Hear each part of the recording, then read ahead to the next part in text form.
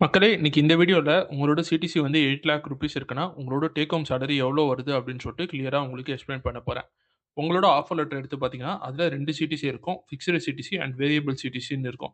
ஆனா உங்களுக்கு உள்ள டவுட் என்னன்னு சொல்லி பார்த்தீங்கன்னா, இப்ப நீங்க ஆஃபர் லெட்டர் எடுத்து பார்த்தீங்கன்னா, வெறும் ஒரே சிடிசி மட்டும் தான் காட்டியிருப்பாங்க. அதில ஃபர்ஸ்ட் எடுத்தோனே பிக்ஸ்டு சிடிசினா என்ன? வேரியபிள் சிடிசினா என்னன்னு சொல்லி தெரிஞ்சுக்கோங்க.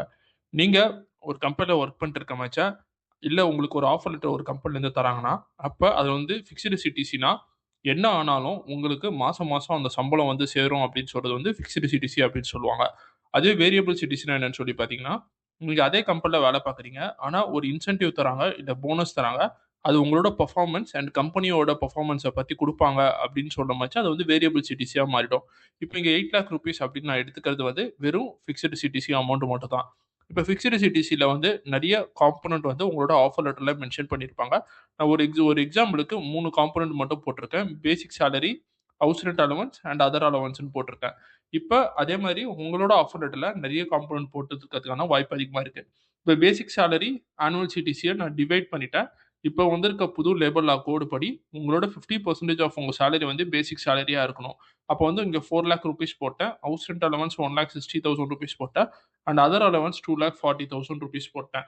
இப்ப இத வந்து மந்த்லி சிடிசியா நீங்க கன்வெர்ட் பண்ணணும்னு சொல்லி போட்டீங்கன்னா, இந்த ஆனுவல் சிடிசிய வந்து டிவைடட் பை 12 அப்படின்னு போட்டீங்கன்னா, உங்களோட மந்த்லி சிடிசி அமௌண்ட் வந்துரும். ஏன் 12ஆல டிவைட் பண்றோம் அப்படின்னு சொல்ற டவுட் உங்களுக்கு இருக்கலாம். 1 வருஷத்துல 12 மாசம். அதனால நம்ம 12 அப்படின்னு சொல்லி டிவைட் பண்றோம். இப்ப இதுதான் வந்து உங்களோட மந்த்லி சிடிசி. இங்க வந்திருக்க நம்பரும், இங்க வந்திருக்க நம்பரும் சேமா தான் இருக்கும். இப்ப இந்த மந்த்லி சிடிசி எவ்வளோன்னு சொல்றது வந்து, இந்த மந்த்லி சிடிசி காம்போனன்ட் எல்லாத்தையுமே ஆட் பண்ணீங்கன்னா, உங்களோட மந்த்லி சிடிசி காட்டிச்சிரும். அந்த மந்த்லி சிடிசி பார்த்தீங்கன்னா, ₹66,666. அதுல employer PF deduction and employee PF deduction. Employer PF டிடக்ஷன்னா என்னன்னு சொல்லி தெரிஞ்சுக்கோங்க.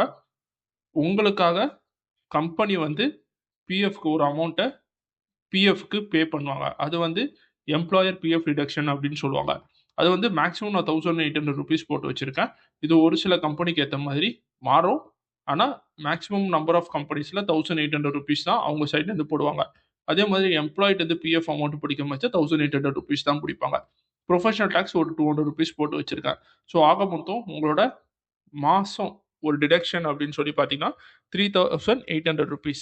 இதுவே வந்து ஒரு இயருக்கு உங்களோட டிடக்ஷன் பார்த்தீங்கன்னா, ₹45,600.